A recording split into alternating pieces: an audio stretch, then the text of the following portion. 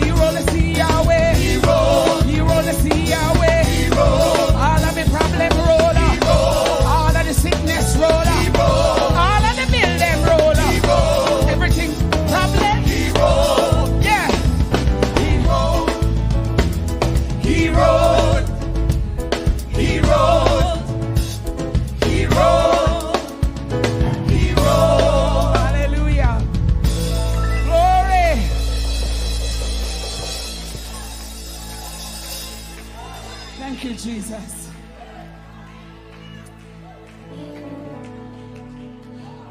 Whatever you face this week, forward still. Whatever mountains come in your way, forward still. Yeah. Whatever, if you book your tour, forward still. Disappointment come, forward still. Woo! And if another pastor fall, forward still. After the pastor, we are follow. We obey with pastor, but we are follow Jesus. Forward still. Woo. Young people, walk holy. Walk holy. Make the right decisions. Walk right. Walk holy. Ramandosia. Rakandarabasiandarabosha. Walk holy. Forward still.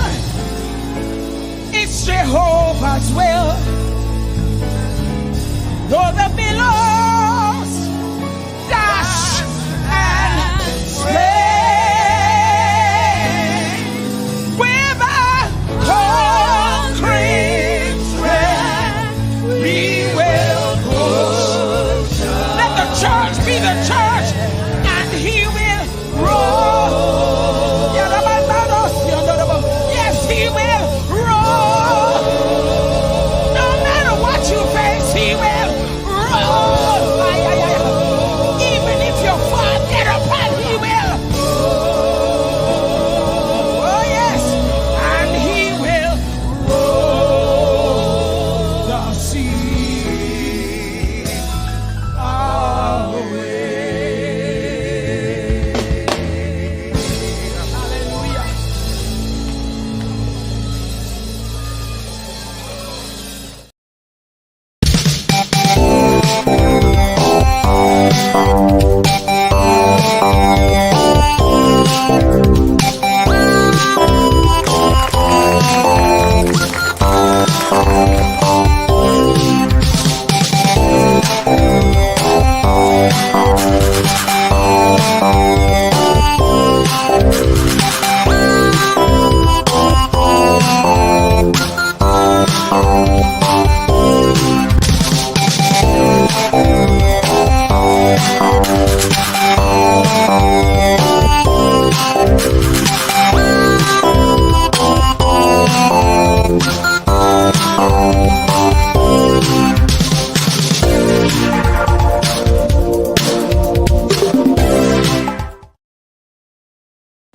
Dr. Brown's Arthritis Remedy and Joint Oil Pain relieves muscular and joint aches, arthritis, sciatica, headaches, menstrual cramps, foot pain, and is also a great sleep aid.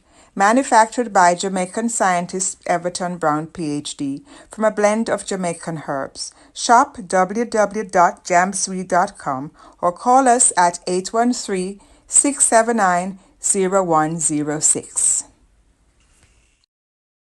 Tony Ann Organics gives you back your smile. Are you frustrated with your skincare? Are you tired of acne, blemishes, scars, sagging skin, wrinkles, discoloration? Why not enjoy our wide array of products from skin, hair, and personal care? Place your frustration on our shoulders, and we will get you smiling again. The power of our products are in our formulation and ingredients. Listen to our customer testimonial. This is what she has to say. Oh my gosh, look at my face. I've been using these products for a year, exactly 1 year. If you have not tried them, you need to try them. They really work. Look at my skin. Visit our website or contact us at 917-557-6204 and order yours today. Having sleepless nights worrying about identity theft? Then you need Legal Shield. We're here to protect you and your family, your business, and your personal identity with 24/7 identity theft protection. We safeguard your security with identity and credit monitoring. Not only will we alert you about threats, but we'll also provide tools to monitor your online presence and notify you of any unusual activity. will work tirelessly to restore your identity to its pre-theft status. Legal Shield goes beyond credit reports. We offer full credit monitoring and identity theft protection. Need to sign contracts or documents? Landlord or tenant issues? Received a traffic ticket? Worried about child safety? Or maybe a real estate transaction? Legal Shield has got you covered. Visit our website or contact us at 703-678-6265. Legal Shield, your shield of protection. KG Shipping and LPK Shipping from USA to the Caribbean. The most reliable to the Caribbean. We specialize in shipping and freight services from door to door, serving West Virginia, Virginia, Maryland, Washington, D.C., Pennsylvania, and Delaware. KG Shipping and LPK Shipping is your gateway to the Caribbean. We offer our service locally and intrastate. Relax in comfort as we take your shipment from the port to your door.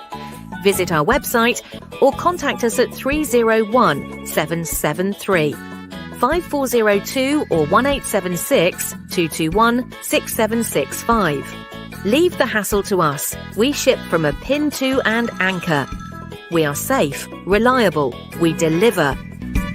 Call us now and ship with us today. Our appetite for fun never ends at Andre's Food Fiesta on September 27th, 2024. This amazing food will tantalize your taste and feed your appetite for adventure with our wild flavors. Your pulse-pounding appetite will be satisfied in concerts for every taste. It all pairs well with a complimentary natural juice. The best way to come back for more, the taste, the flavor, the mouth-watering dishes. Pre-order only. Andre's Food Fiesta. Whet your appetite and let you keep running back for more.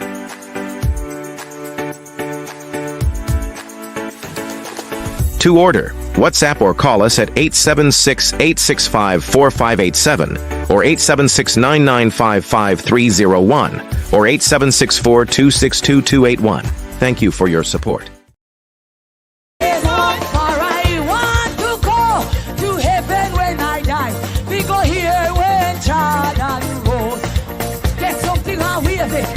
Get something on wheel it. Get something on wheel it. Grab a rock on wheel it. Grab a rock on wheel it. Grab a rock on wheel it. Grab a rock on wheel it. Come on, wave your hand. Wave your hand. Wave your hand if you love the Lord. Wave your hand. Wave your, yes, wave your hand if you love the Lord. Me say roll, Jordan roll, roll, Jordan roll. Praise him like you just don't care. Just praise your God, because you know what he has done for you. Just give him praise. Rock and praise him. Dance and praise him. Wave your hand and praise him. For I want to go to heaven when I die. We go here when Jordan. My God, David was one of the greatest musicians. And I hear this musician playing. Give God glory, musician. Tell them, play a little David. Play a little David. Play me David. Play a little David.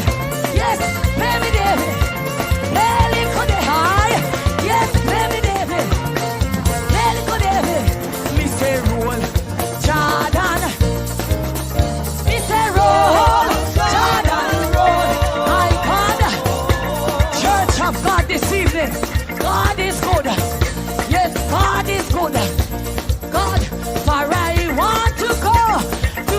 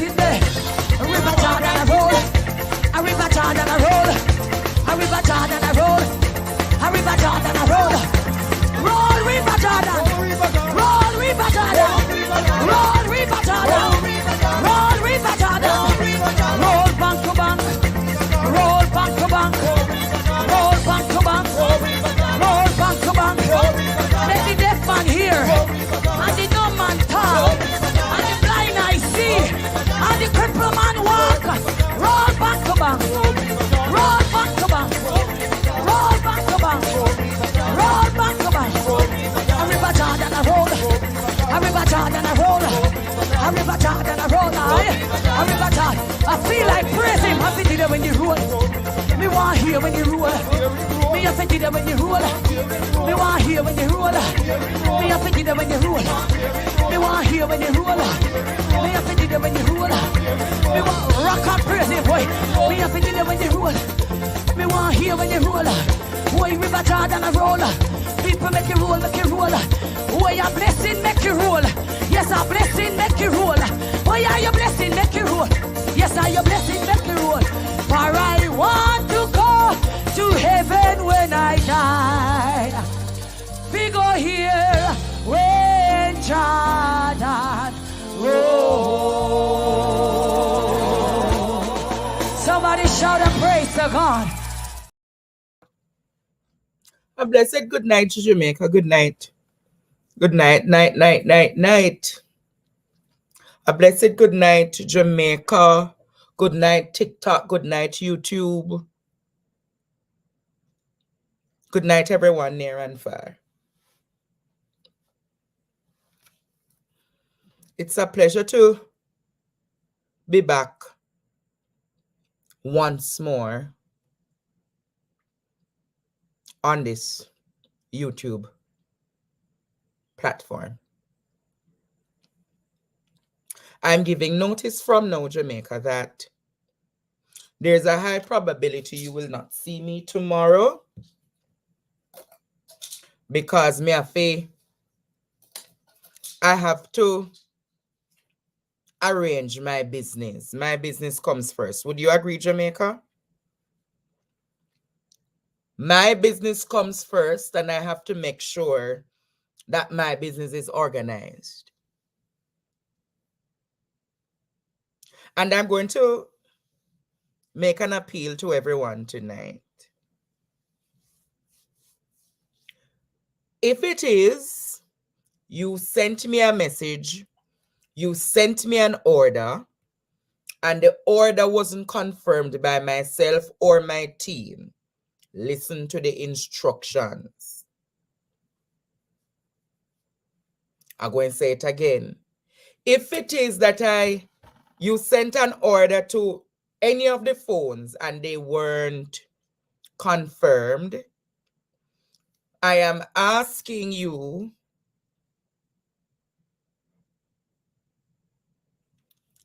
to send me a message at the end of the show. You hear what I said tonight? My phones get a lot of message, and I believe a significant amount of persons have not.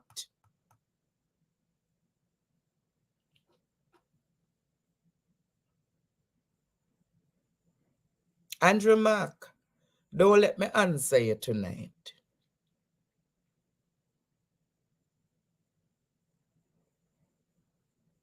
Without any customers, there cannot be no business for the food aspect of me. And remember, Jamaica, today is the last day to put in your orders. All right? So all I am saying to you tonight,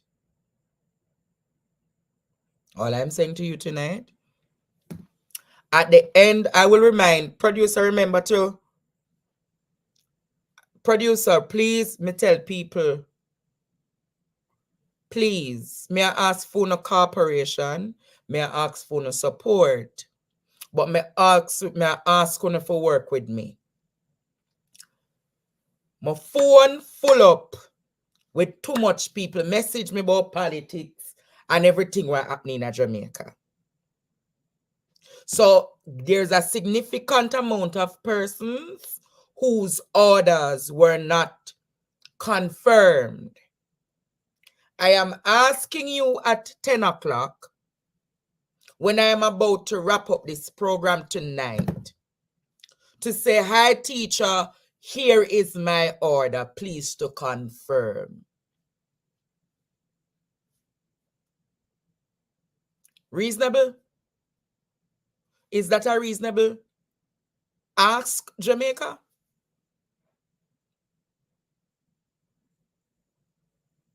Judith Livermore, you called after the show. Probably I was in the prep area. My apologies. remember to send a message at 10 o'clock. I'm going to use a schedule of 10 to about 11:30 to write back down those orders to confirm them. Me no want to lose no money, students. I'm a birthday and me I go work on the birthday. See people here call me. I'm a tell you, hello, good night. Yes, good night. Who is this? This is Adrian calling from Mount Prospect. How can I help you, Adrian, from Mount Prospect? I can't tell you, Oh. What kind of video? The road. A video of huh? I'm suffering. Not only me, all my community is suffering. All right, Adrian from Mount Prospect. If you're how often you watch me? Right now, I'm watching right now. You don't have to watch nothing. So if you're watching me often, you would know that tonight this is not the right time to call. Andre. Yes. Oh God, man, give thanks and praise for life, man. You know, so I'm a general there. I would have talked to you. Who's a general? Hold on. I do road with the Mount Prospect St. Andrew, Golden Spring, come up. Mount Prospect St. Andrew, that are upper Juliet Cuthbert area. All right, so all right, so here what me I gonna ask you for do, Adrian. Remember, say this show just start and the whole heap of people are wait for hear from me. Here what you gonna do, Adrian? You gonna call me Thursday at 1 o'clock and we talk about them something here, all right? Yes, Thursday. Is when I'm talking to you, I go and get this video. Yes. That means you put me on top of the thing. All right, Adrian, we're going to put you on top of the thing. All right, my general. All right, my boss. Bless up yourself. All right? Yeah, my G, man. Manners and respect. I appreciate this. All right, Adrian. You know me a poor people defender. Poor people go bother, man. All right. God bless you. God bless you. All right, boss. Thank you. All right. It's a lot of people like Adrian have to deal with every day, you know. This morning, I said, call me early this morning from up at Oak Gardens. There was a big demonstration of Oak Gardens this morning, you know. You might not be aware, but the workers at Hope Gardens, Jamaica, are not being compensated adequately.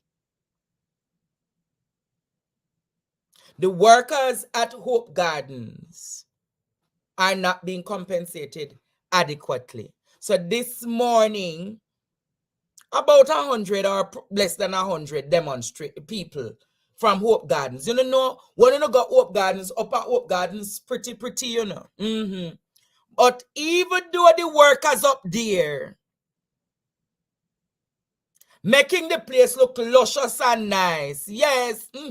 Yes, Jamaica. Nobody now carry the workers' demonstration. But Oak Gardens people call me Thursday and tell me the bangarang we are going up there. About 2 years now, them don't get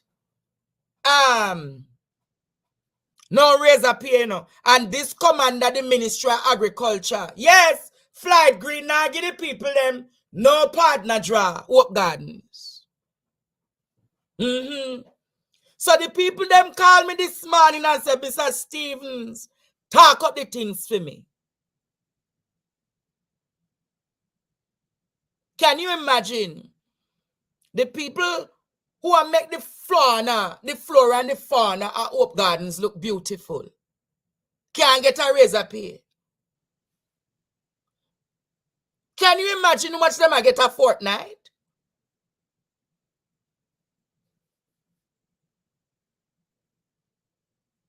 Can you imagine, Jamaica, how much they're getting each fortnight? That we must talk about. But we're going to look further tonight when a guest comes here tonight, you know. Says who control Hope Gardens? Who control Hope Garden if it's not Floyd Green? Hope Garden, but that part of Hope Gardens come under Ministry of Agriculture and something. The other part, the Hope Zoo, is Kenny Benjamin. But Hope Botanical Gardens is under, it not privatized. Who said Hope Gardens privatized? No. I saw to get to the information wrong. Hope Zoo is privatized. Hope Gardens, Jamaica, is under the Ministry of Agriculture and Fisheries.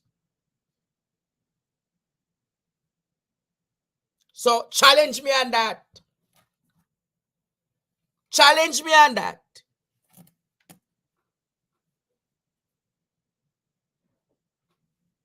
But the workers,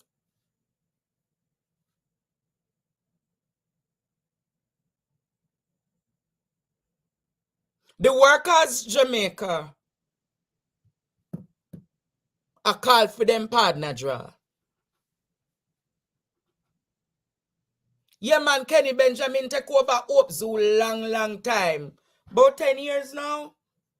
But Hope Gardens is under the government's watch. Yeah, man. But we move on tonight. It is a sad and unfortunate situation, Jamaica, that I'm reporting tonight that the computer lab at Bustamante High School, the computer lab at Bustamante High School last night was destroyed by fire. Can you show the fire, producer?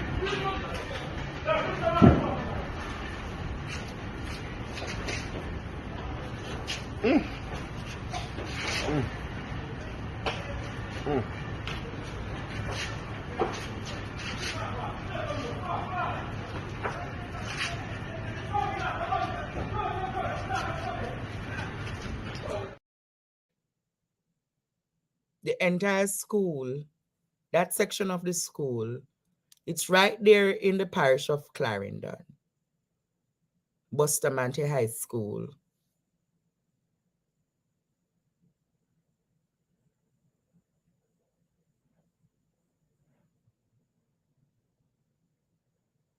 Bustamante High School, Jamaica.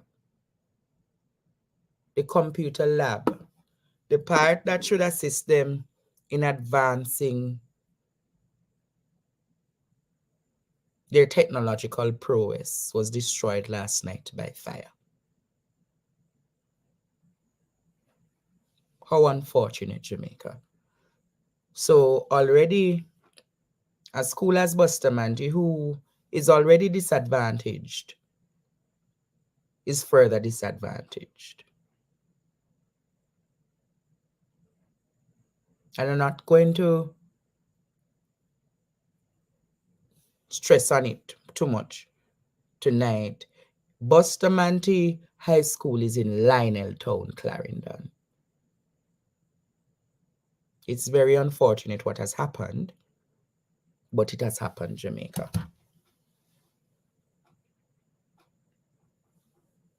I gather today that it was an intense moment in the courthouse.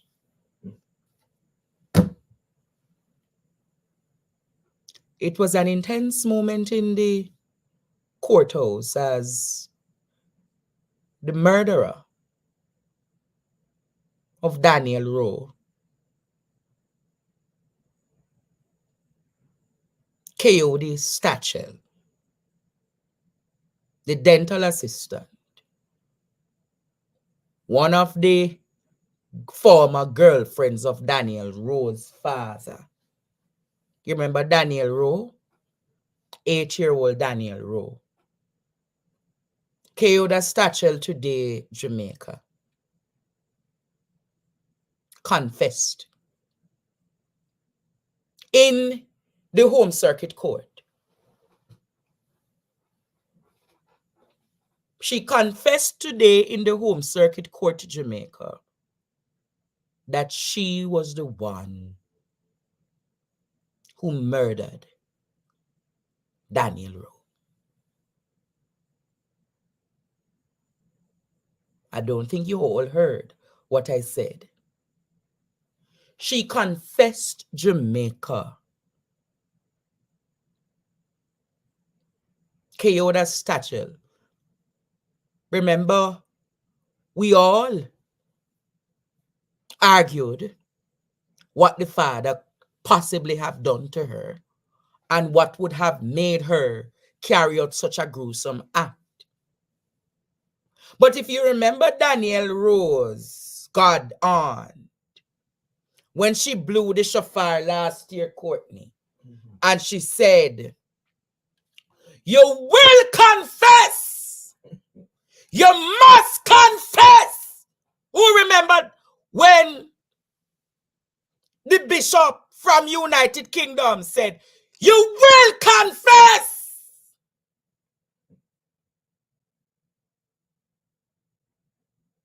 You must confess. Who recalls that? And a lot of people remember when she blew the shofar. Who don't remember that, Jamaica? The grand aunt. Blew the shofar.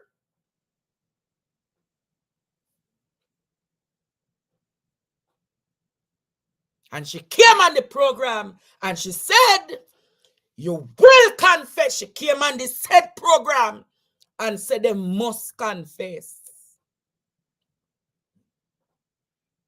Hear what the Prime Minister have to say today. After the tragic killing of Danielle, I had directed the then Commissioner of Police to take all the necessary investigative steps to bring the perpetrator to justice. Today, I want to commend the police for conducting a thorough investigation and compiling evidence which led to the perpetrator being taken into custody and pleading guilty.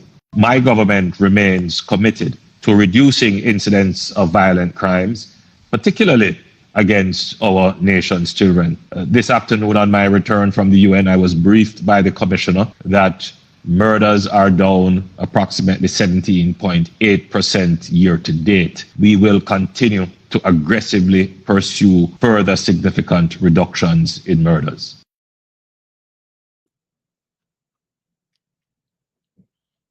Him said the murders are down 17.8%.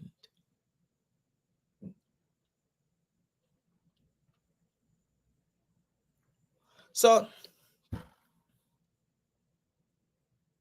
when you're talking, sir, we're talking about Danielle Rowe's murder. The murder of Danielle Rowe was committed in a year that the crime was over 1,500.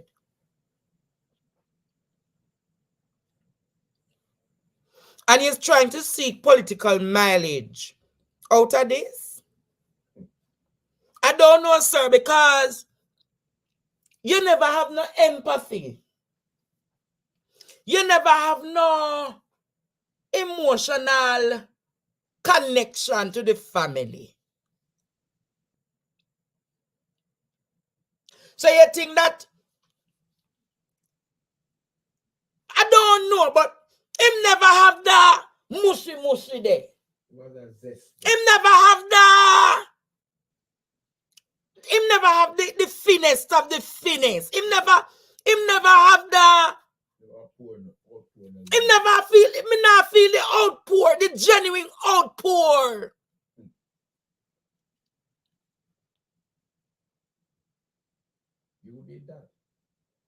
I never feel the compassion prime minister.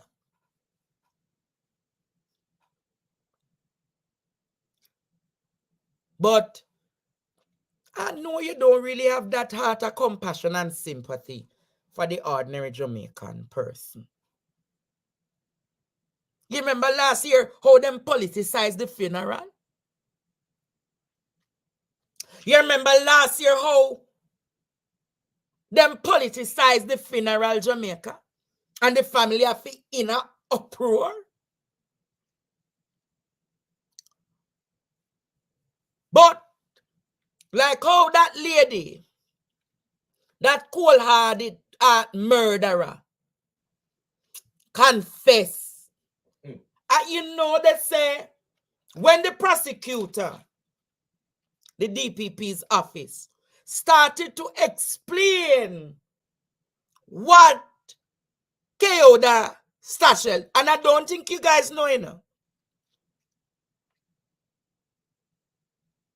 Are you aware that it is alleged Jamaica that Keoda Stachel and Noel Maitland a family? Me not think you hear what me just say, you know. Jamaica people, are you aware that Keoda Stachel and Noel Maitland a family? What can go so?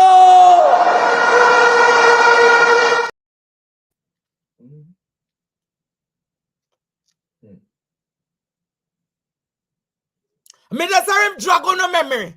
Are you aware that this murderer and the alleged killer of Danielle Maitland, so look like it come in the family? It's in the bloodstream.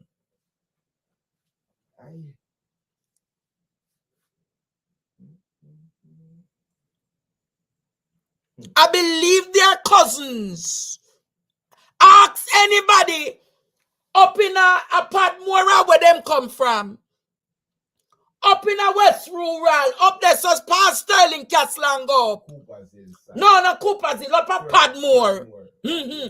Ask anybody up at Padmore if them not family.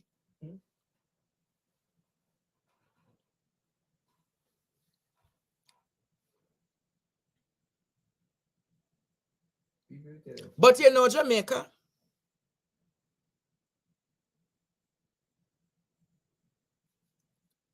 all is said and done. For a woman do this to a child, you know, this is a crime of passion, you know. And you know, I'm going to say to you, I think the father needs to, you need to be, whatsoever you did to this woman, me not say she right for what she do in a court in Jamaica. But whatsoever the father did to this woman, to put she over the edge, he must be sanctioned as well. Because, you know, crime is a domino effect, you know. You clap back. You clap back. So people might not agree with me, but I think the father also should be prosecuted. Him know what him carrying and him know what him do. Jamaica people, him know what him carrying.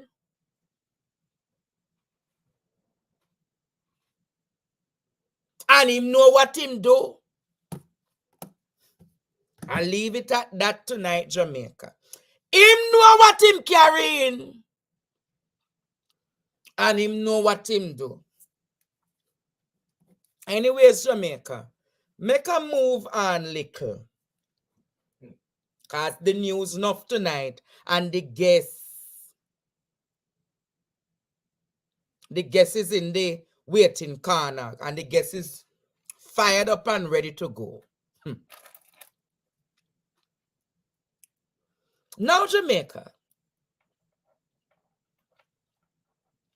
remember nationwide polls say yesterday, say 52% of Jamaicans believe that the Prime Minister deserves a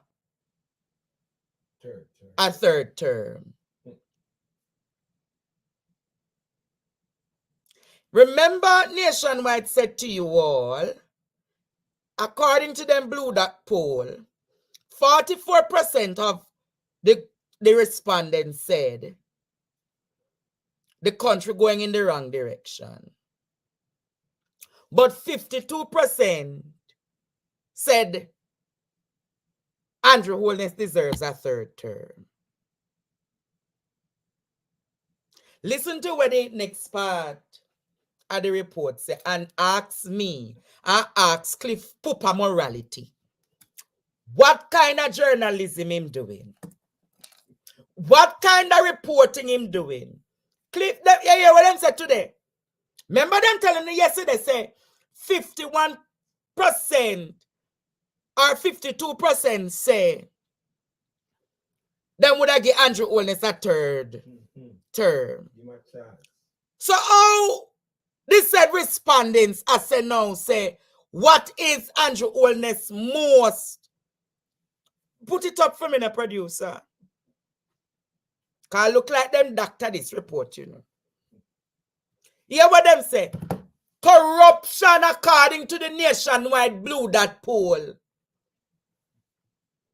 is 51% believes that Andrew Holness is leading a corrupt government. So how the people then believe you lead a corrupt government? I want you what? No, sir. Jamaican people. Oh, you said to me, I gonna give you a third term. Majority say them willing to give you a third term. But 51% come and say them believe that the Holness administration is leading a corrupt government. No, yeah. I think at this point is one song we play for Nationwide, you know. One song we play for Nationwide. Cause this to me is skullduggery. This to me is misinformation. This to me, Jamaica, is false news and propaganda. He like. Yes, comrades! Youth and youth! Undecided voters! PNP coming again! So tell your neighbor, tell your friend! Green man I ride with like mule, and I take the nation for fall! But we have a new name for him! What the name? Him name Eli! Bangarang! Oh, we tired of the labor pay! The drive across the bus and the country going down the drain! Yes, we tired of the labor pay! Poverty of us we shut and we going insane! Why? Eli! The new name for the bus driver! Eli! That's how you hear from every corner! Eli! His name a ring throughout Jamaica! Eli! On a Monday, on a Tuesday, on a Wednesday, on a Thursday, on a Friday, on a Saturday, 2 times on a Sunday. Eli. Hear this. Eli. Jamaican people.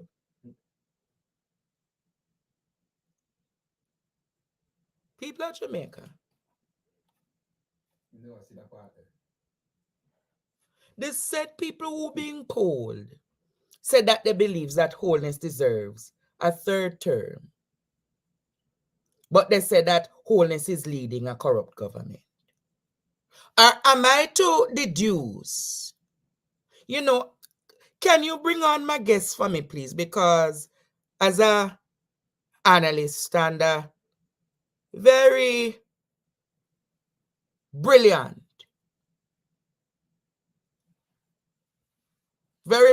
mind. Dr. Andre Haughton, good night. We're not hearing you. Unmute yourself. Night, Andre. Night, your listeners as well. How things? I'm kind of confused, Dr. Haughton. But you, all at the university. Are you lecturing at this juncture or are you on sabbatical? No, man, I'm still lecturing. I'm a senior lecturer there.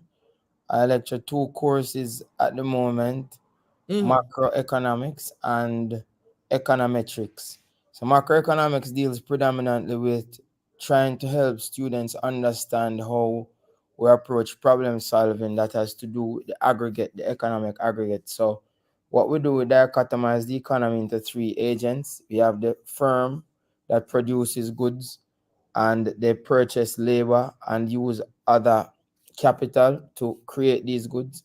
You have the household that sells their labor to the firm and they get an income and they use this income then to buy goods from the firm. And then you have the government that acts as an intermediary to make sure that either group doesn't exploit the other. So that's just it in a simple nutshell, and then it breaks out, as you know, into different industries and how we make rational decisions given the resources that are available to us. Okay. But before we get into the economics, Doc, did you do polling at any time of your career, or have you ever analyzed polls? Yeah, man, remember I'm a statistician, So Okay. we work with data, and I teach students how to analyze different types of data. That's what the course is. So the course I lecture called econometrics. Yes. It's estimation techniques. So it shows you how to estimate relationships between variables, how to collect data, how to do literature review, etc., and to make sure that the research is sound. So in this data being presented by a particular newsroom, the data suggests that 44% of the respondents believe the country is heading in the wrong direction. But the said respondents believe that the Prime Minister deserves a 3rd term. And then the said respondents argue that the Prime Minister is leading the most corrupt government. Okay, so 44% believes that the country is heading in the wrong direction. And then 51% believes that he's leading a corrupt government. Then at least 5% based on this poll is saying that even though it's going in the wrong direction, and this percent also corresponds with those being corrupt. So what is it? 52% believes that Andrew Believe that Holness. he deserves a 3rd term. Oh, so therefore a minimum of 6% believes that even though he's corrupt, he should be given a next term. That's what their responses are saying in a nutshell. So it can really go up, Dr. Hunt. What happens remember, when you're collecting data, then you have different people replying to different questions, right? So say, for example, I am a person who stands with corruption, or I am a person who doesn't care about the effect of corruption.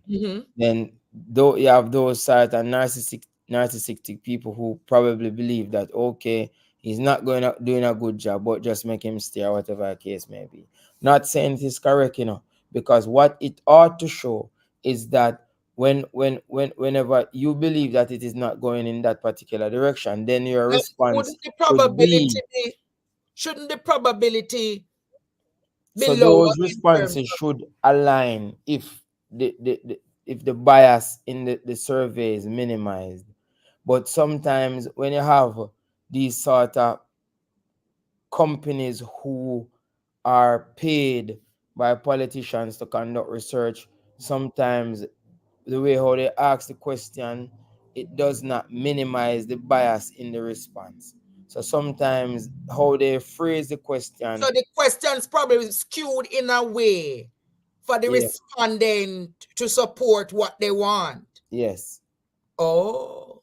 Yes. So that sometimes confuses the respondent. So he would want to say no to a question, like if, for example, he responded to say the country is going in the wrong direction or the government is corrupt. He would want to say no, he shouldn't deserve a 2nd term. But probably how the question is phrased, or a prelude towards that, would skew his response in a particular way. So those are things that we have to take into consideration. So you're saying then that pollsters can manipulate polls. Yeah, researchers can manipulate questions depending on who is the funder for the research. Interesting. Interesting take on. You hear, Jamaica? You hear? So in this case, Nationwide is the client. Interesting.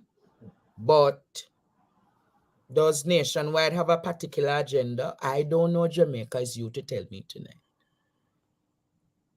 Prof, I see me start calling Prof and him now reach to professorial. I don't know if he's a prophet or what. It look like you're a prophet, my boss. But very soon, how is it going to go when you become minister and MP? Will you be taking a sabbatical from your university? Yes, we have to, because the politics and the university are paid by the government, right? You don't want to be collecting double salary there. Oh, right? you're not going to be one of them collecting double salaries. Oh no, not a Royal Reed. Repeat that, Dr. Haughton. All right. Partner draw. Bangarang Wavaya, no conflict of interest. No, you see, Jamaica at this time, we need leaders who are critical thinkers. We need leaders who understand macroeconomic progression of countries and understand how our presence as leaders influence the people who follow us. And I think that's a fundamental problem that we face now as a country. A lot of the people who present themselves as leaders have hidden agendas and are playing politics. So the people recognize this. The people recognizes this. And when the people recognizes this, then the people themselves tend to not want to behave in a way that's prudent or that is upright, because they see their leaders not being prudent and upright. So these are challenges that we face. So, Dr. Haughton, as an economist, as an educator, as somebody who is also an entrepreneur, give us a financial outlook as to what is happening in Jamaica presently. All right, we can talk about it. I mean, the Jamaican economy, as you know, we have been getting a better credit rating. And this has been predominantly because we have been using much of our budget to repay debt. And what happens, because Jamaica is governed by what we call a fiscal rule or different fiscal rules, it means therefore that no government that comes in can willingly overspend beyond a certain level. Now, when you repay the debt, it's like you take out a mortgage, right? And you repay that debt. You get a credit rating, which is good because you're paying back the debt on a timely manner.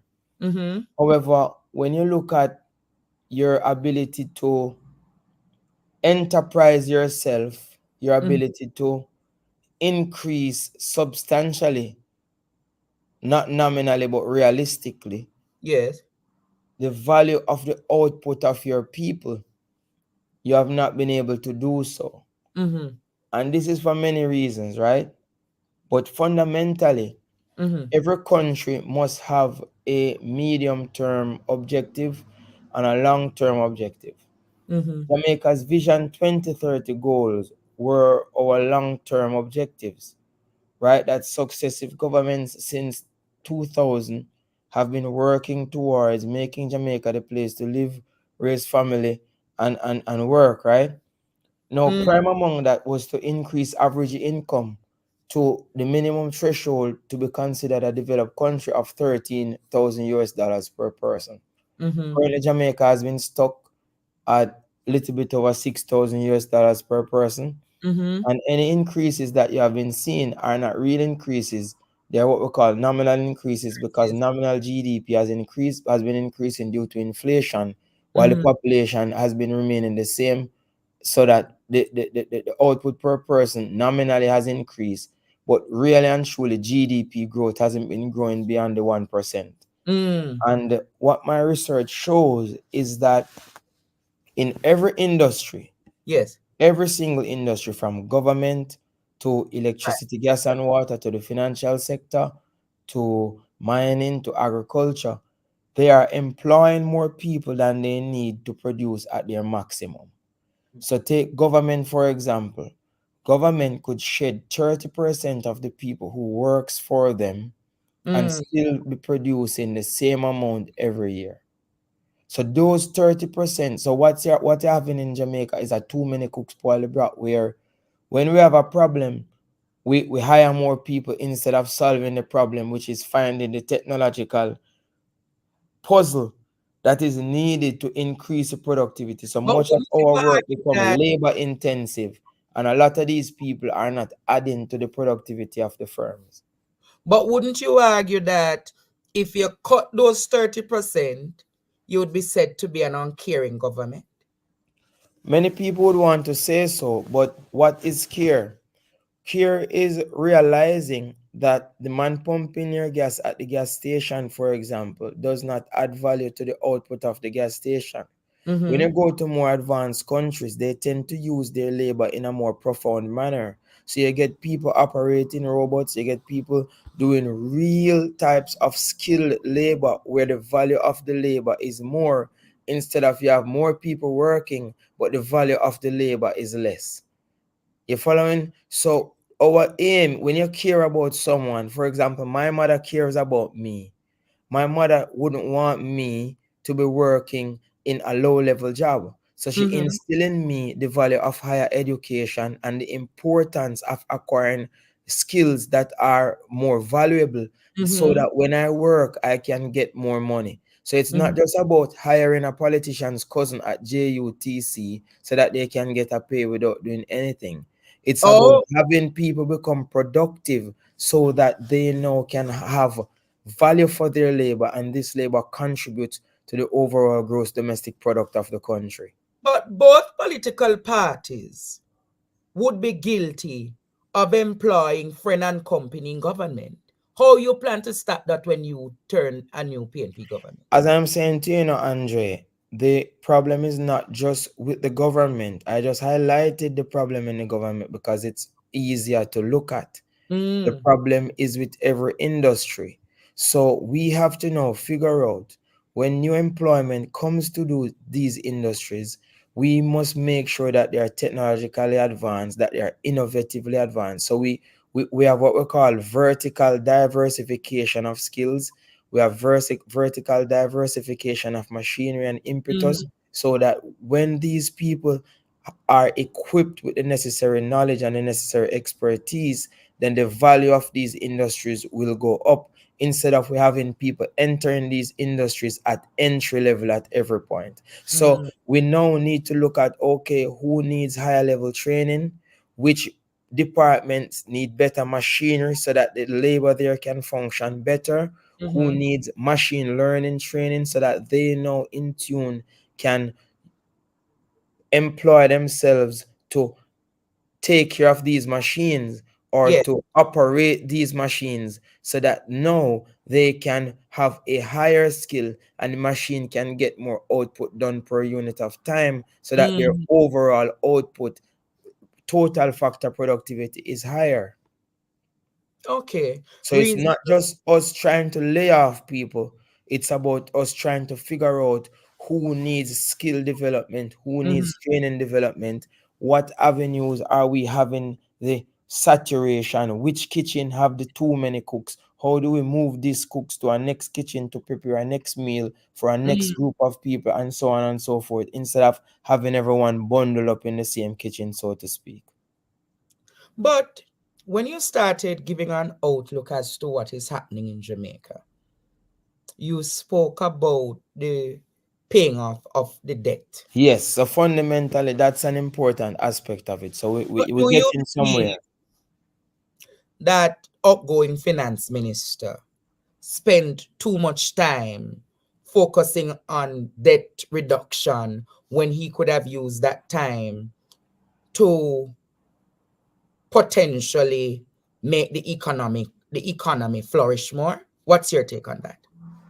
You see, throughout the history of every country, they need leaders with balanced point of views and balanced perspectives. And it is important for us to honor our debt obligations, because many of these are not just foreign debt, but domestic debt for pensioners, pension funds, etc., etc., people who need the repayment, right?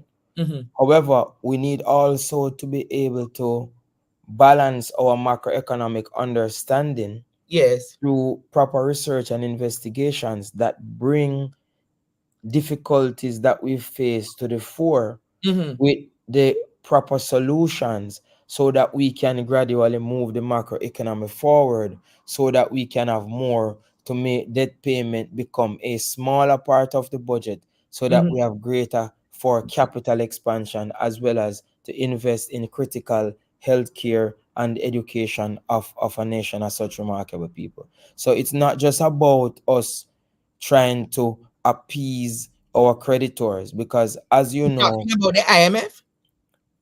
they give the authorization for people to be able to lend to Jamaica with a security that they will get their monies back without a default. So that's important, because not all the funds would come from the fund directly. But what the fund would do is to give you a credit rating, or give you the stamp of approval, or make the connection for you with a lender for them now to be able to give you a drawdown. But the fund also have drawdowns. So when you look at the portfolio of debt, it's not just with the multilateral institutions. You have multinational debt as well as domestic debt. So it's a portfolio of debt. Is Because a portfolio.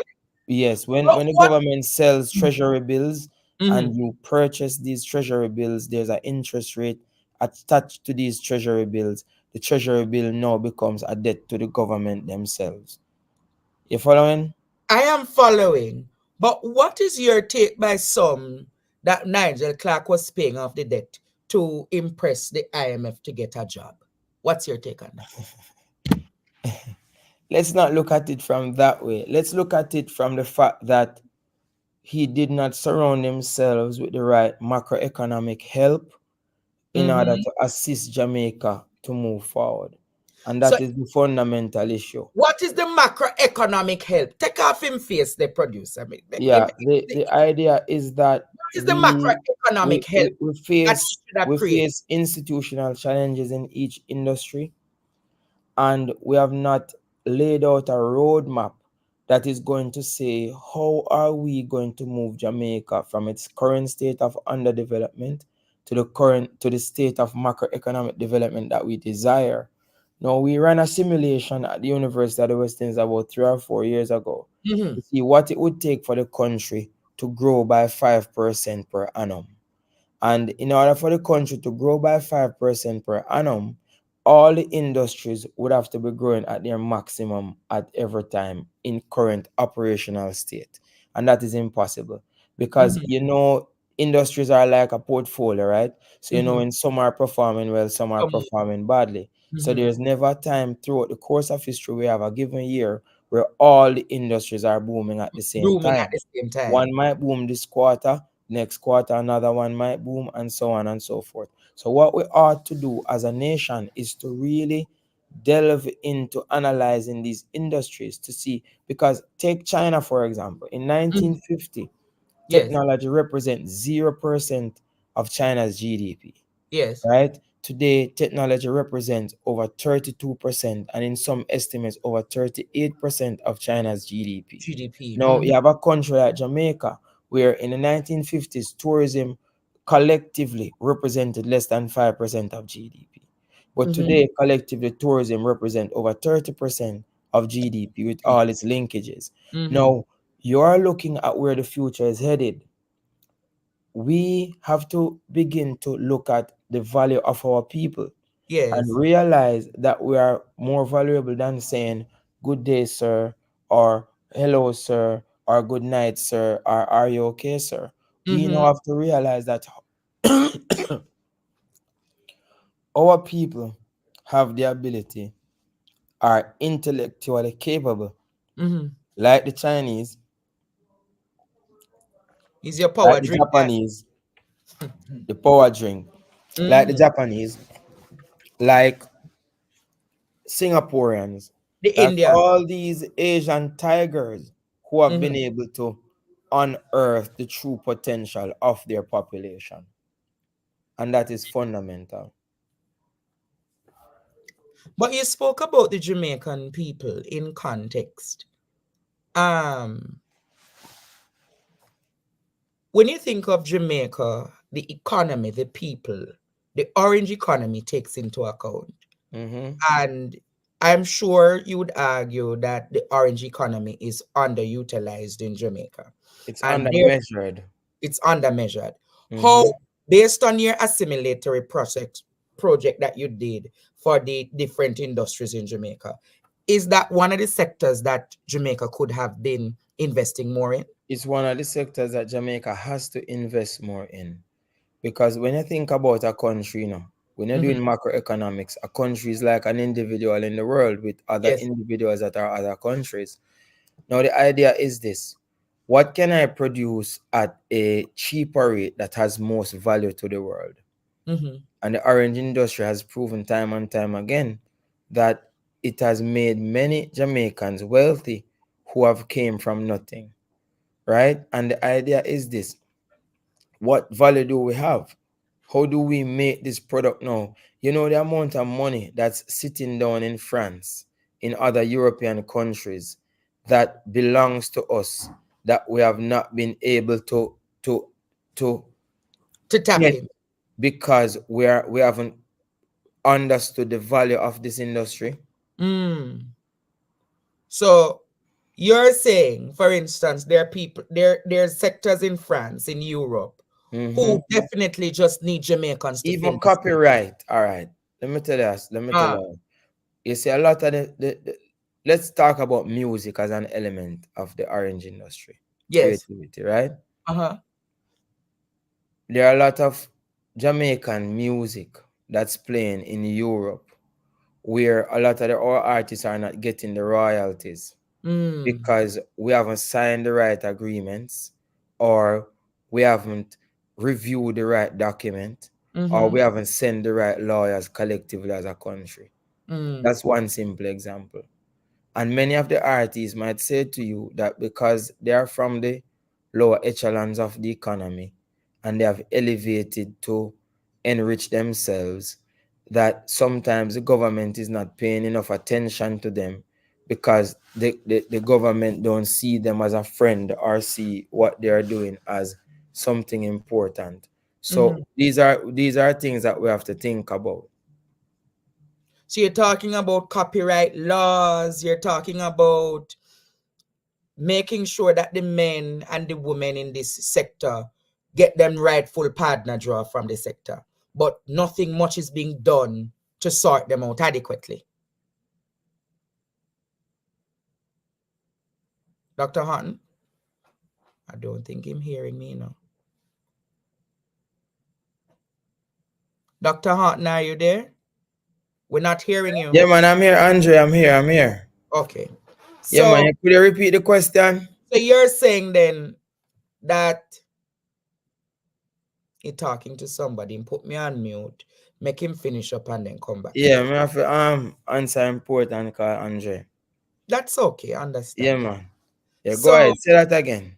we're talking therefore that a lot of these entertainers, dancers, people in the cultural and creative industries not getting the right copyrights being done for them, and as such them not get, like for instance, Derek Morgan. You know Derek Morgan, that famous TikToker. What can go so come after? Oh, yeah, that you there. Yes, Derek Morgan. There's nobody who is helping like a Derek Morgan to collect his royalties of his viral videos, etc. That goes all over. So that's an aspect of it as well. And those are like the pennies compared to the billions that are hanging out there for others.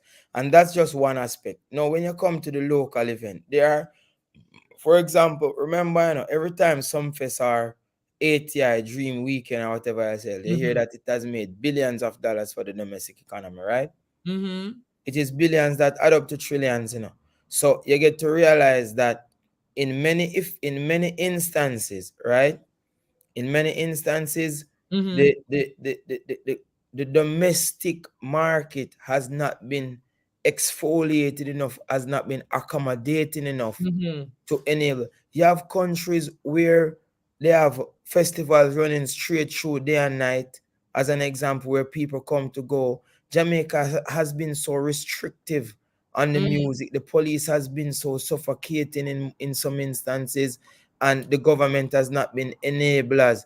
They talk about, for example, entertainment zones, and they speak of them so loosely. They talk about they're going to set up, but it has been on political cycles that have not been forthcoming because not many people believe in the value of the industry. And outside of athletics and education, it has produced some of the wealthiest Jamaicans. So I think that more focus needs to be placed on it. I think that we need now to stop stifling our culture and believing in it. Not just when it's carnival time, people can have and do what they want to, set up these zones so that uptown Jamaica don't feel as if, so we have to be loving to our people. And we have to now begin to realize that the more Jamaicans who are making money, the better it is for everyone, and not just one set of people believe that they should make money all the time. So it needs to have a trickle down effect for other. It needs to have an expansion effect. So say, for example, we don't have an amphitheater. We don't have a park where we can go, where you have live music, where people can come, tourists in Jamaica at any time of day, any time of night, can go and just have fun, or some basic little tweaks that we need to make sure that we have entertainment being present for a lot of people. But then it would be argued for us to really have that, we'll have to also look at our crime strategies.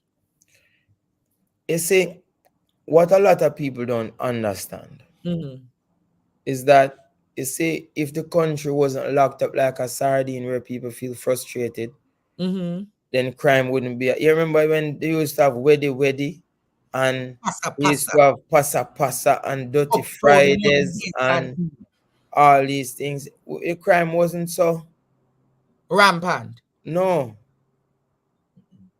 Because the people had somewhere to express themselves. They had something to look forward to. So when they thought about doing nonsense and they know so them have to go stray, go over there, so them no bother do it, because if them do it, them can't go stray again. You know, I never look at it like that. No, but we've seen it. Even my community intervention programs that I do in Montego Bay, right?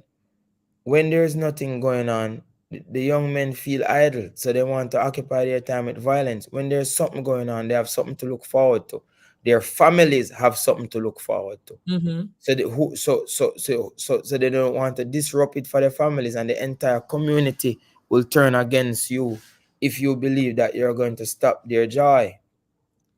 So, for instance, that night football that I see you are doing in Mount Salem, have you seen a reduction in crime ever since? We've seen a staunch reduction in crime, not just in Mount Salem. We did it also in Granville, and it was able to bring peace amongst rival fractions over there. They played against each other, and they played peacefully. No act of violence throughout the entire time when the competitions was held, and so on and so forth. Yes, it's the same thing now in Mount Salem. Peaceful every night, everybody pitching in to make sure that it works. Somebody cleaning here, somebody painting there, somebody setting up this there, and the entire community come together as one. And it's like community building exercises. So these community building exercises, a lot of people participate in them, and people look forward to them every week. So question, I want to know, you do this through an organization called the Valley.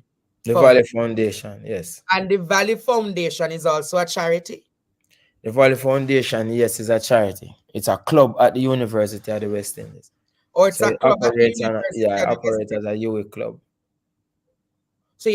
So So it's not like a charity like the Prime Minister's own. No. Oh, interesting. No, it's you students who volunteer to execute the mandate of the Valley Foundation. So you're saying that your students have helped you in your constituency to carry out these outreach programs? Yes. I've been running the Valley Foundation since 2011, and I joined politics in 2019. So these community intervention programs go through before and after the politics. Oh, so nobody can say you're just doing this because it's the politics. You have No, man. Records are there, so we have everything that's there. We've received grants from the USAID. We've received sponsors from different corporate entities who come on board to assist us with a lot of these community intervention programs. So how long is the football and thing? It lasts for 2 months. So we started on the 10th of August and we're finishing on the 5th of October. Oh, it ends on the 5th of October. So it's going to be a big jubilant. Yeah, man, it's going to be a big thing. Mark Golden is coming as well. Oh. Yeah, it's a night I'm a fundraiser. So I'm having a big fundraiser in Montego Bay on the 5th of October. Oh, from 7 to 11. And then everybody's leaving the fundraiser and we're going up there in the garrison to watch some futsal and some netball for the ladies. So it's night football at 11 Yeah, man. The games finish sometime after 2. Wow. So it's like a dance, it's a party atmosphere. So like me turn the football field in a like a party dance floor with the lights and so on. And we have it's like a stage they're playing on, and we have a digital scoreboard that shows the advertisement for the sponsors who come on board to assist us with the expenses of the league. And the score is there, and we have a sound with live commentary and music and a lot of excitement. Wow. So people from all over St. James come to watch it. It's very exciting. Question. Just asking, the labor rights in the constituency support it? No, I mean, one night I heard that the MP called and they wanted to shut it down because the MP called who? The police? Yeah, to shut it down. Malahu. Call the police, trying to shut down the activity that is uniting the community. And when they couldn't get it to shut down, she came and, I love football so much. So she turned the consummate hypocrite. So she couldn't turn it off. So she joined up on the football field. And so she enjoy football. Interesting. Very interesting. But the people in the constituency and neighboring communities are supporting the initiative. Yeah, man, of course. And they love it very much because it's novel, Andre. It's very, very different and it's futuristic. So they haven't seen anything like that before. As I told you, events like these don't normally come with the hype and the excitement. They don't have the party type atmosphere and the digital scoreboard and so on and so forth. So because futsal is a high scoring game. So it's like basketball. So people come and say, what's the score? So you want to cut that out. You want everybody come and see the score right away. So that addition has been an overwhelming joy for them to see that it's like they are in a new world. So this is something that possibly, if you're granted the opportunity, you will create a pilot project across Jamaica in trouble. Yeah, man, and that's the intention. I've sent the proposal to JFF already, but I'm just waiting for them to reply. It is the Montego Bay Futsal Championship. So what I do is go around in communities, and then the winners are now in this big bash that's taking place in Mount Salem. Because Mount Salem is like a central community in Montego Bay. Yes. That's where Cornwall Regional Hospital is. And that's where the police station for the zone is, etc., etc. So it's like a city within a city, so to speak. So it's like the hub. So where did you find this night football activity? Where did you take it from? This concept? No, we normally do it but what we normally do it on the court over by the school. So the difference now is that we're playing it in the middle of the road. Because football was being played in the middle of the road in other communities, but not futsal, the real game. So what we did now was to bring the real game. We found out that the square in Mount Salem is broad enough for us to build like a netball court type of size. That's where you play the futsal.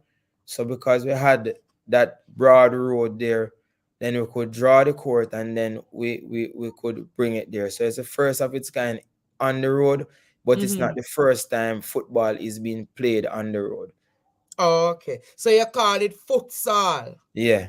Oh, interesting. That is a different game, you know. It's a game that they have even World Cup for it, governed by FIFA. And that's the aim, because when in these communities, a lot of young people are talented. But when they play the scrimmage is not an internationally accepted game. So the futsal is, you have futsal competitions that run throughout the year, and you have people who are paid millions of dollars a year to play futsal. So our intention is to see if we can unearth a Jamaica national team from these leagues. Yes. Exactly. And to have players being traded as well so that they can earn an income for their families. But Dr. Haughton, do you think JFF is the right people seeing with all of those bangarangs associated with the JFF to go associate you? They are the ones who are linked with FIFA. They are the affiliates of FIFA and they are responsible for football. But you're right, because even since I brought the proposal to them, they have been trying to figure out how to get it done, probably even without my involvement. So the president or the general secretary, Dennis Chung, don't reach out to you all now? Oh, no. Dennis Chung! Wanna call Dennis Chung and tell him Dr. Haughton has written to them and I am now aware of the matter. So tell Dennis Chung, as a matter of fact, I'm going to call him and ask him what is the reality. You see, too much politics in the JFF, you know. Too much politics in the JFF. But Dr. Haughton, don't worry, time soon come for you. You will get a sports minister soon who will have to instruct it to happen. Time come, man. Time come. But Jamaica has so much potential, you know, and we need to stop sleeping on these potential and just get up and execute. And it will make a major difference for a lot of these young people in a lot of marginalized communities. Interesting. Dr. Haughton, I want to shift focus a bit. And I want to ask you a pressing question tonight. As a UWI lecturer who has a background in finance and economics, have you been able to look at the Integrity Commission's report on the Prime Minister? No, you haven't. You know, it's there, but I've been so busy over the last couple of days with because you see what the party does, you know, we get lawyers to look at that. So we spread out. So I've been looking at to see where the loopholes are going to come from in the new budget. So that's what I'm working on, because the government now, they have the budget to present in February, but the budget has been prepared already. So by now, and say the end of November, the budget should be ready. So I'm looking to see what tricks are they coming with, what new, how should we respond, etc., etc. So that is where my focus has been. If we have a team of 63 people, if we have a team of 63 people, we can't have everybody following the JLP rabbit hole of the Integrity Commission. We have to have people who are planning ahead of what are we going to do when we find ourselves in a position to lead a nation of such remarkable people. So where you are now and looking, there were some budget shortfalls in this year's budget. How is Jamaica dealing with those? They said that you did listen to the last PSOJ? No, that is your work. Me, they all over the place. They said that the tax revenues are back on track. So basically, the receipts are back on track. Remember, you have 12 months to collect them. So you can't really make a deliberation before. When you look at incremental receipts, yes, but because Christmas spending is always going to be very high. You following? So Yes. the tail end, because it's not homogeneous receipts across all 4 quarters, Yes. You have certain quarters that certain receipts are going to be different than other quarters. So we're still observing to not to jump the gun as to send a negative signal Mm-hmm. about our ability to manage basic economic affairs like tax collection. Mm-hmm. You following? We have Mm-hmm. more difficult challenges like overcoming these productivity challenges that we face as an economy. And where does government resources go to deal Yes. with the water crisis? Where does government resources go to deal with the big energy crisis that we have been facing as a country? Mm-hmm. Because we need to solve these. If you look at how the industries performed over the last quarter, Yes. then you would realize that some of the industries performed better than others. For example, mining and quarrying increased by 6%, and that's very good. Agriculture just by It increased, but 3%, but not bad. the people suffer with those highlight deals. So manufacturing, which if we're going to look at technological goods, manufacturing is going to become important. Jamaica is still stuck in a light manufacturing type of economy. Most of what we manufacture is like food and beverage, tobacco, and those sort of things. We're not manufacturing. You know what I do, Andre, when I go Mhm. to class? I What do ask you my do? students to look on their person and tell me what they're wearing or in their bag that is made in Jamaica. Mm. And Nothing. my classes are big. Some of them, I have two macroeconomics classes. One is 140 students, the other is almost 300 students. Mm. And in a class of 300 students, one girl had on a Bridget sandals, and another girl had on a necklace that was made in Jamaica. None of the Every- garments that any of them were wearing was made in Jamaica. I Mm. went even further to say, look inside your book bag to say what is made in Jamaica. None of the books in their bags are made in Jamaica. Their computer not made in Jamaica. Nothing is made in Jamaica. I went further to say, let's go home to see what is made in Jamaica. None of the appliances in their kitchen is made in Jamaica. Their Mhm. TV not made in Jamaica. The only thing made in Jamaica for some of them are their bed and them settee And the bread. and the bread. Mm-hmm. So you get to realize, therefore, that we have this high import tendency Mm-hmm. and we don't have the propensity to export because we want to import all these goods of value and we want to export some tomatoes, few tin of hot pepper sauce, etc., etc. We Mm-hmm. have to figure out what role is the nation going to play in the Yes. global bread basket of products. Mm-hmm. One time Jamaica used to make these serve well stoves, right? And you Well, could stove is with serve well. You could have go in your kitchen and use a stove made in Jamaica. Jamaica Jamaica used to used make to make stove. good ear tire, where we export tires to other Caribbean countries. You don't Mm-hmm. have to wait on a shipment of container of tires to come in Jamaica. These are just basic examples, not as if they are high vertically diversified products, but they are Mm-hmm. good starts. At least now when you go in your kitchen and if there are 4 appliances, one of them will be made here. Stop a gap. So the fact is we have to become serious and intentional about where this economy is going and what we're going to do with our people. It's not just about paying off debt.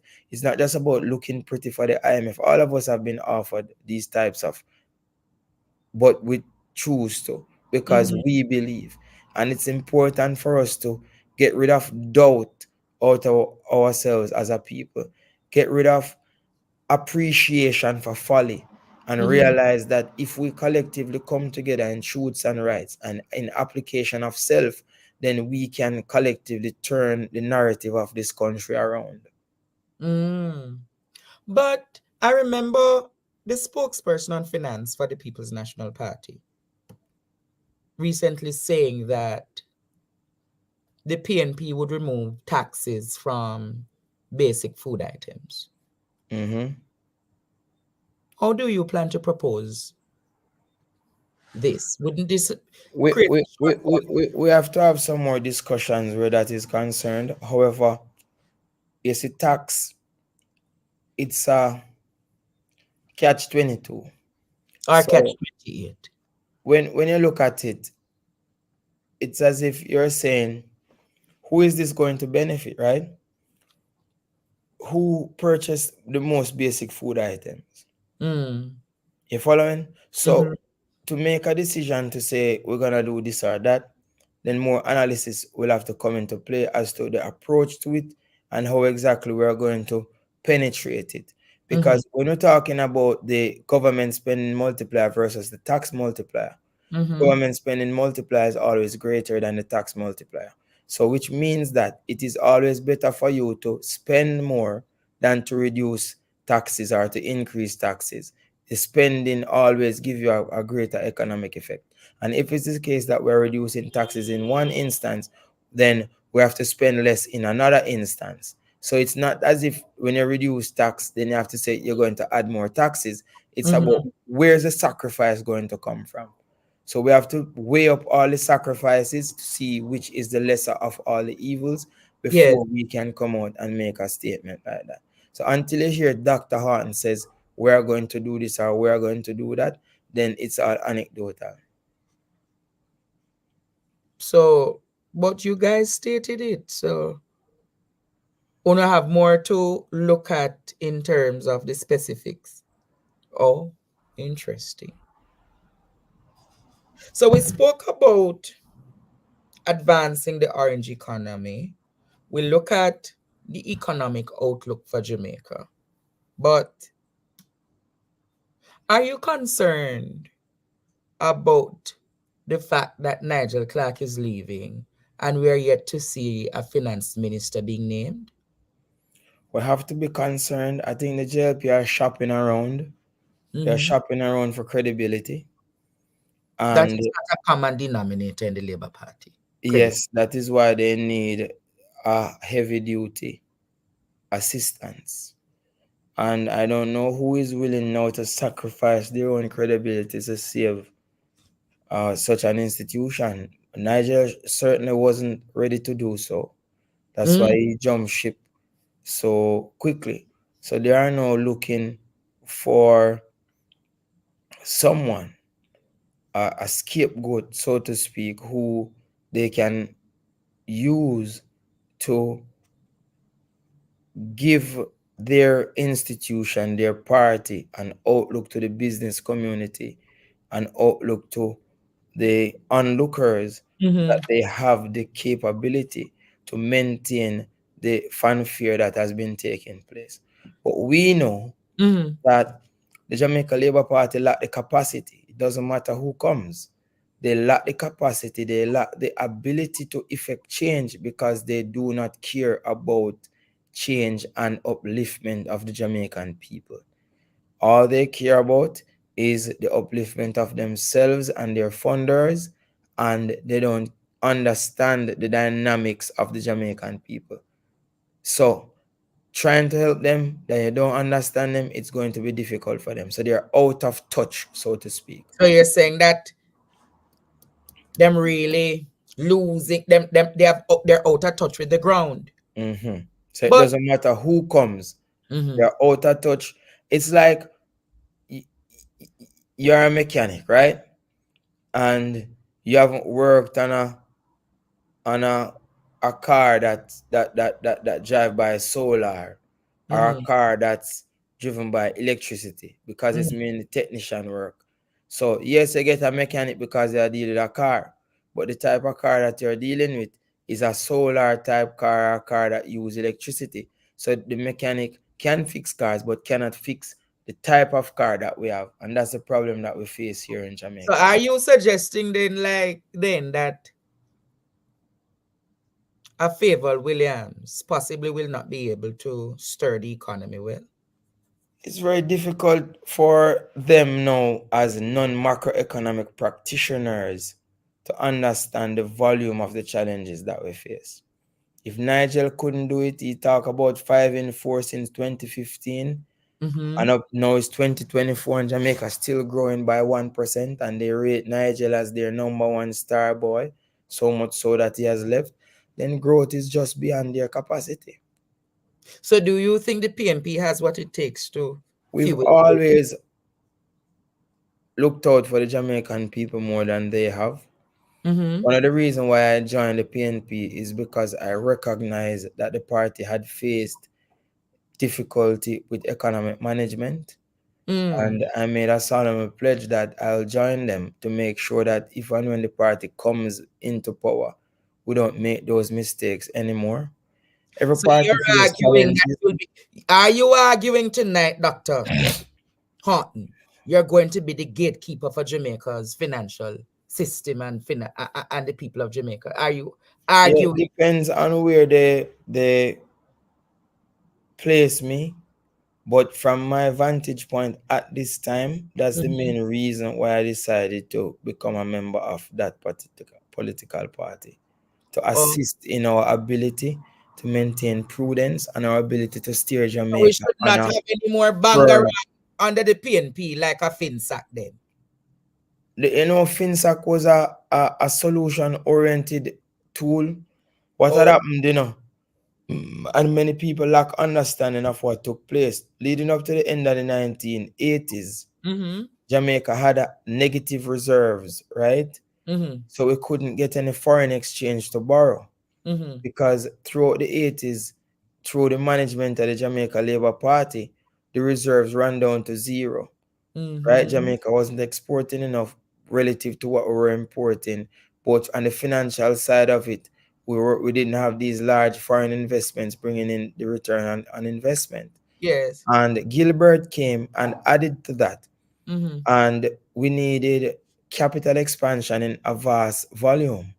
And what had happened is that when Jamaica went to the IMF to negotiate, the IMF said we have this 10-point plan called the Washington Consensus. And I need your students to go on YouTube and type in the Washington Consensus. The Washington Consensus. Washington Consensus. Here, the adjunct lecturer for tonight says that it is your duty to research the Washington Consensus. Yes.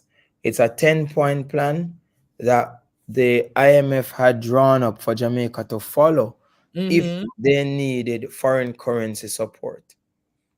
Right? And included in that 10-point plan was for Jamaica to liberalize its foreign currency, meaning that it would not fix the foreign exchange rate anymore. It would allow it to be determined by demand and supply. So in 1990, the US dollar to Jamaica was 6-1. 6-1. And after we implement the Washington Consensus, by 1992, the US had depreciated to 25-1. Right? Wow. So 6 into 25, call it 4. Right? Now imagine every person who owed $1 in US debt now owed $4. If you owed 1 million in US debt, you now owed 4 million. 4 million in US. If you owed 10 million, you now owed 40 million in US debt. You're talking about banks and big institutions. Liberalization. So the foreign currency obligations now for each institution quadrupled. And now banks now could not repay their debt because of this decline in the value of the currency. Exactly. So because bank couldn't pay their debt, then the government had to intervene so that the average citizen did not lose their pension, so that the average citizen did not lose their hard-earned savings. I mean, I lost money in FinSac. I was a boy. I had savings. I had lost my savings in Central National. Many people did too. So FinSac was the Financial Sector Readjustment Company. That's what it stands for. So its mandate was to ensure that the financial system in Jamaica did not crash throughout the 90s. And that is exactly what it did. How the banks were sold, the intertwine of it, it's another story. But the FinSac was a remedial action to offset the Washington consensus Consensus. that was imposed on us. And even when I went to the fund IMF in 2017 as a distinguished academic fellow, I met the lawyers Oh, there so who... wait. So it's not Nigel alone got to the IMF. You're just putting it on the record. You were what? A distinguished fellow. Yeah, I went there in 2017 and I met with them, the teams who were responsible for Jamaica's negotiations throughout the course of our financial life with them, and they apologized. They said that So they you're didn't... saying the IMF apologized to Jamaica for the Washington consensus? Yes. What? Not the IMF, but the representatives of the IMF who were working on the Washington consensus at the time, the lawyers. So they So they apologized said that to me in a private conversation. that they apologized for what they did to Jamaica in the Yes. 1990s. Wow. I wish they could have not just only apologized, but did something realistic to cushion what they did those years back. And that is what we want. That is really what we want. But what has been happening is that the IMF are clever. So what they have been forcing Jamaica to do is to minimize their foreign debt and to increase their domestic debt. So we don't really owe the IMF a large portion of our debt anymore. We owe a large portion to other investors and to domestic pension funders. Other investors like whom? Different companies who buy government treasury bills and so on and so forth. Individuals like you who invest in less risky assets. Oh, so technically Jamaica not really owned by Jamaica then? What do you mean? Technically, Jamaica is here, but there are other private interests that owns aspect of it. No, the debt that is owed is owned by many people, including Jamaicans. Oh, okay. So if we would say we want to default on a debt, right? So we say the IMF, we owe them 200 million US or a billion US. We want to default on it. What the IMF has done is to make sure that they alone don't hold that full portfolio of sums. Institutions like JMMB or NCBR also hold some amount of that sums. Oh, okay. Interesting. You following? I'm following you. Clear. So how do we, as a country, pull ourselves from the IMF? And it's difficult to pull away from them because we are not producing at a level where we can get the amount of foreign currency that we desire to make the purchases that we want. So they have the American purse to give us the US that we desire. Remember, we don't print US. So every time we have this big need for US to buy that fancy jacket that you're wearing or to buy the stove in your kitchen or so on, we have to go to the IMF. So even if a jacket so Jamaica, the material, them fancy material, you know them make a Jamaica. So you still have to buy the material. I was about to correct you to say. No, man, I know your thing them made in Jamaica, man. I know from see your thing, I know it's a support Jamaica type thing. But the material. Yes, that is true. We're not which are the dearest part of the thing to some are half and half or whatever, but it's a big part of the thing. So it has to be purchased. So we need the foreign currency in order to purchase it. When, for example, ATL needs to buy 1,000 cars or 100 cars, they need the foreign currency to do so. You understand? So we have to get the foreign currency to do so in order for it to work. So it's very difficult for you to detach yourself from them unless you become a super productive nation, which is what we ought to be and what we have the potential to be and what we need to lay a new macroeconomic platform in order to accomplish.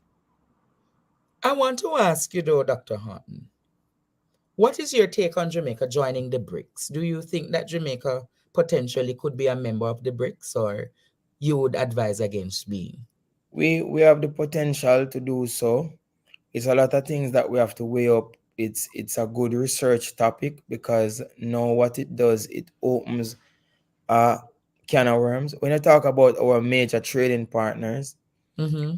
our three largest trading partners are Canada, US, and UK, Oh. and China too as well. So Mm-hmm. the point I was making, that out of the BRICS, it's only one of the country that we really trade in With. volumes with, which is China. Mm-hmm. And we are normally an importer from them rather than an exporter to To them. them. Mm-hmm. So the countries that we are exporters to are US, Canada. Canada, and the UK.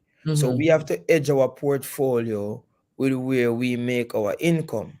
So Mm-hmm. until we begin to diversify trade into these Indian countries, developing bilateral relationships with South Africa, Yes. and looking at what trading relationships can be established with Brazil, Mm-hmm. because the currency is a medium of exchange.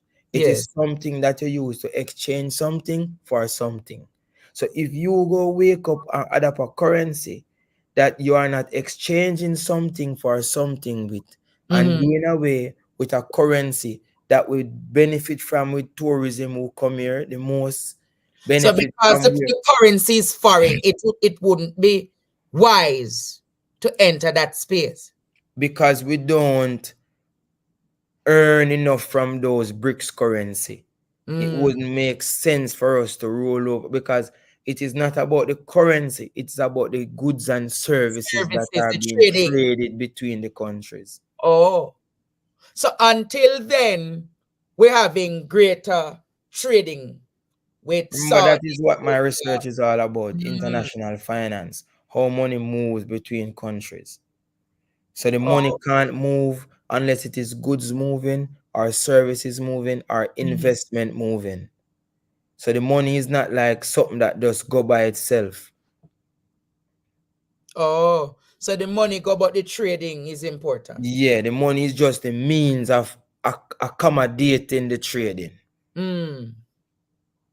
You understand? So, but would that be something that the People's National Party would consider looking at in depth in terms of? We have to consider how our relationships are established with Mm-hmm. our major partners. We have to consider what is the volume of receipts from the US backed goods, services, and investments Yes. compared to the volume of BRICS related goods, services, and investments. Mm-hmm. You're following? And Yes. then upon ascertaining that, plus making predictions of where our industries are headed in the next 10, 15, 20 years, because that's the sort of foresight that you have to have, Mm-hmm. then we can say, because what a country needs now Mm-hmm. is a weighted volume of reserves, not just reserves in US currency or reserves in Chinese currency, but Mm-hmm. a weighted volume of reserves to enable it to have ease of transactions with its major trading partners. So before we talk about BRICS, that is where the discussion ought to go. Okay, How interesting. we have a weighted volume of reserves so Mm-hmm. that we can trade with ease with China, Mm-hmm. trade with ease with the UK, trade Yes. with ease with America. And Mm-hmm. when we develop more bilateral relationships, we have a weighted amount of reserves in all those categories. Interesting perspective. You following? So I'm it's following. not about following the global politics. Mm-hmm. We have to follow it. But you know what I mean? It's not But about it copying. has to be beneficial for Yeah, Jamaica. it's not about copying Mm-hmm. global political discussion and where the global, it's about looking at yourself to see how is this going to benefit you in the long run, because everybody else is doing that. Mm. So so before Jamaica think about following BRICS, Mm-hmm. we have to think about what do we have to trade with BRICS. Yeah, because we basically import from them, but there's nothing exporting. Interesting. And we need that export puzzle to make sure there's a balanced approach towards our reserve portfolio. In relations to our agricultural prowess and sectors, right?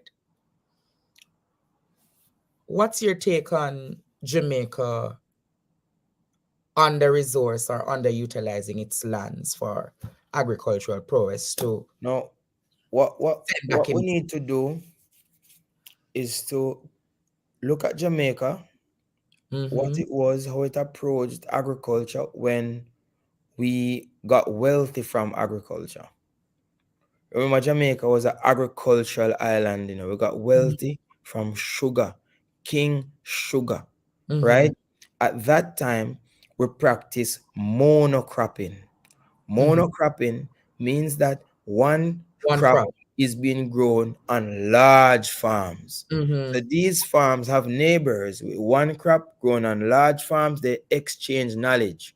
They benefit from what we call economies of scale, and whatever machinery that was being used is used for monocropping, and it increase the output of the firm. Albeit it was being done on the backs of slaves, but nevertheless the farm did incur expenses related to labor. The cost might have been cheap relative to zero, but they incur labor costs nonetheless, Yes. right?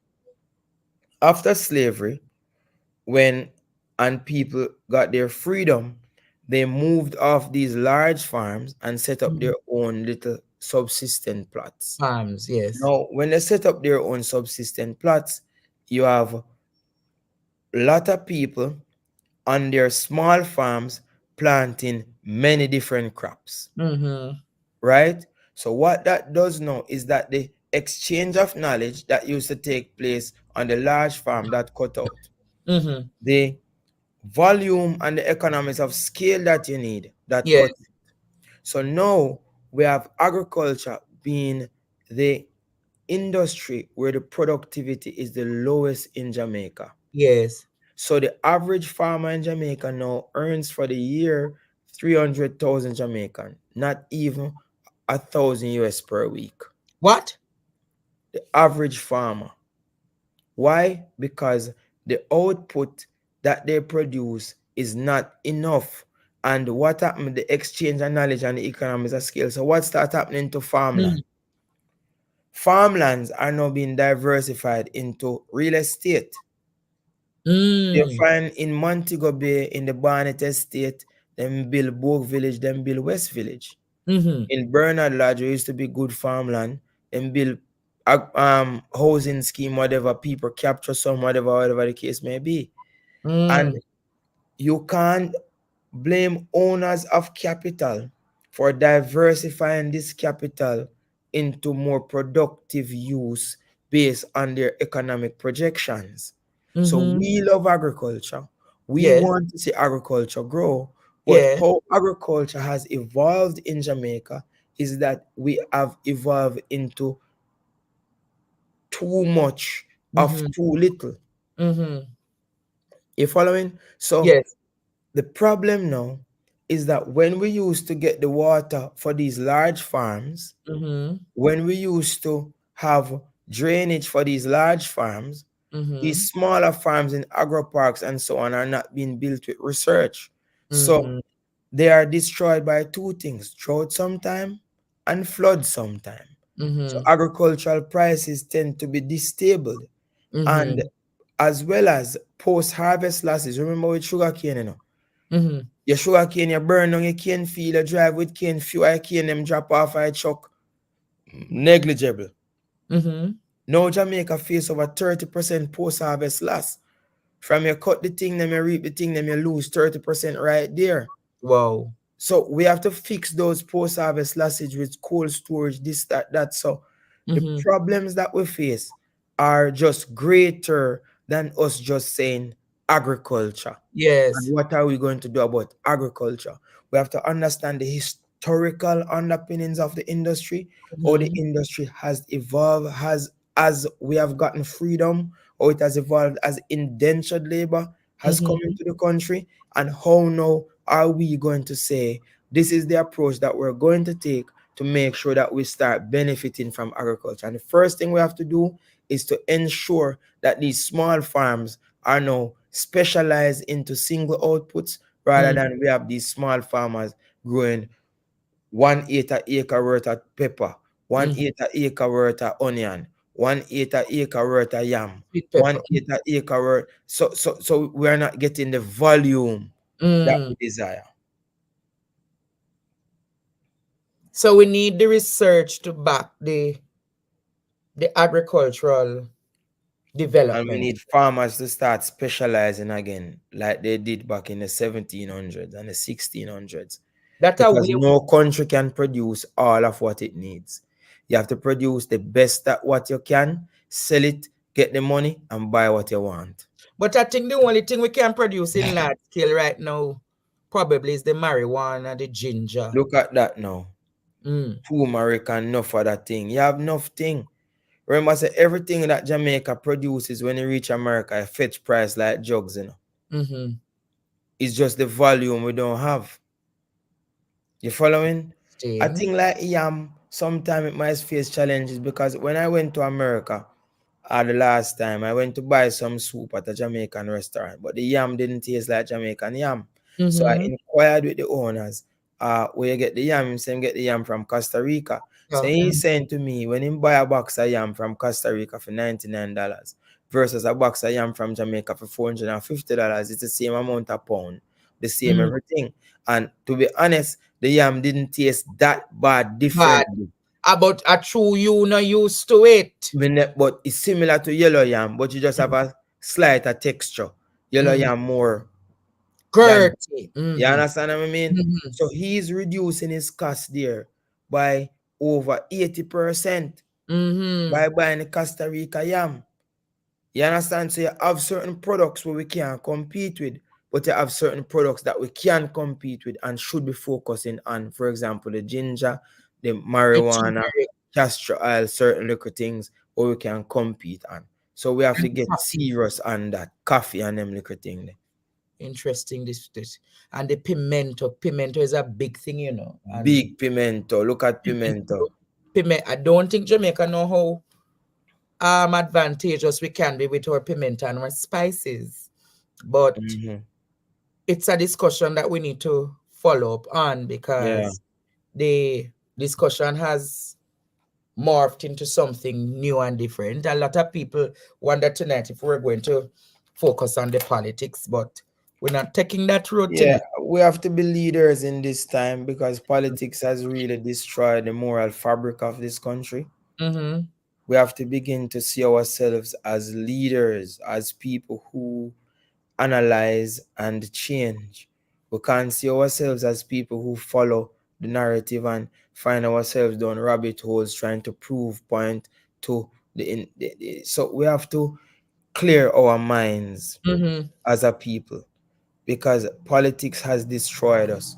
And even though we are politicians, we are leaders. Yes. And that's the ability that we must push to the fore.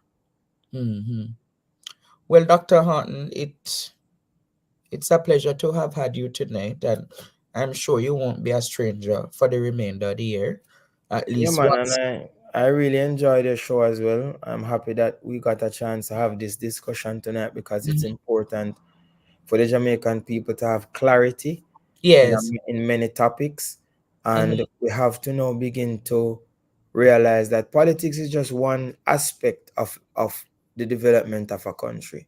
Leadership is another, economics is another, and we have to be clear as to where we're going. It's not just about paying down the debt and pleasing the IMF.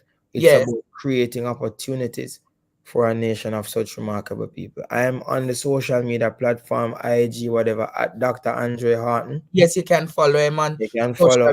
And I have a fundraiser coming up on the 5th of October. Montegonians, if you want. It's not just Montegonians, those people who have always wanted to come to Mobile but has never gotten a chance to. I think this is your time. Have a fundraiser for $30,000. Somehow we can go support him for him campaign it's to cheap, come man. Your man said 30,000 is cheap money for no found. So support him on his fundraising activity. But you can follow him on social media at Dr. Andre Haughton. He's also on TikTok.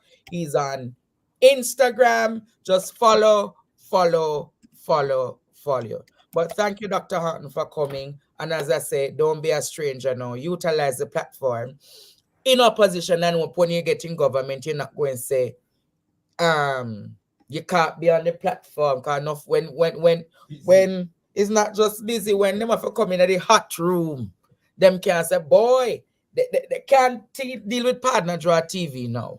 But we look forward, Dr. Haughton, keeping you and you keeping us informed. And this is a real PhD graduate Jamaica who defended his thesis. Him never, let me leave it at that. But thank you, Dr. Haughton. And man, thank you to your fans as well for accommodating us. And stay positive, guys. The real change that you seek is on its way. All right. God bless you.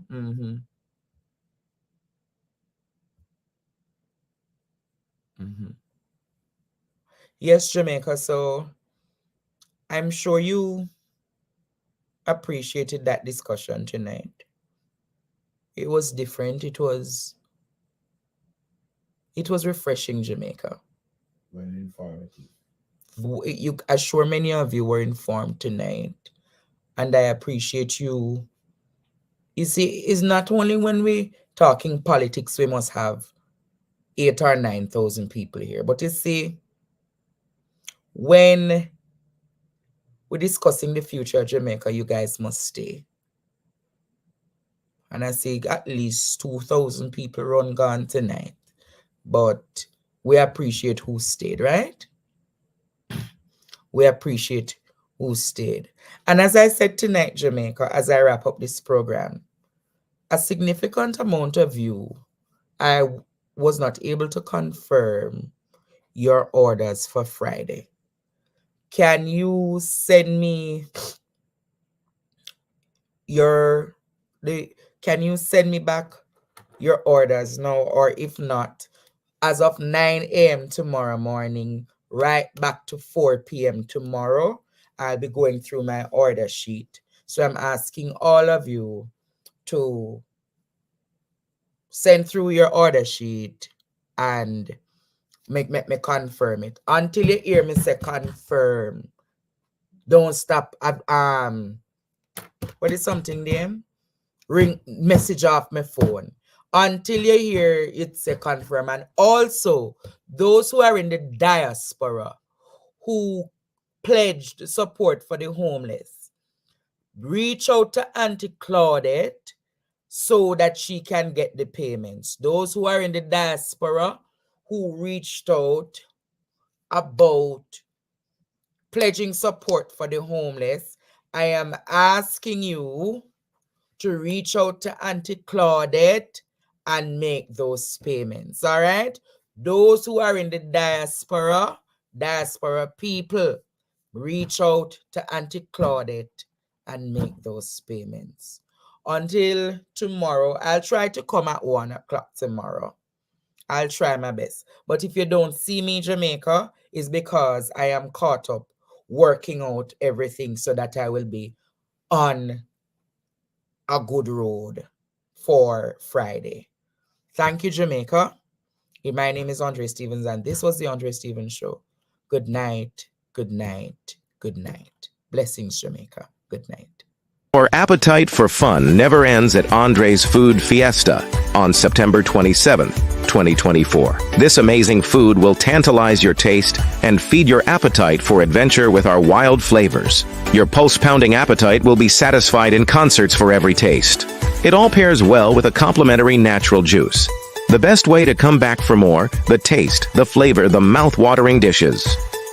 Pre-order only. Andre's Food Fiesta. Whet your appetite and let you keep running back for more.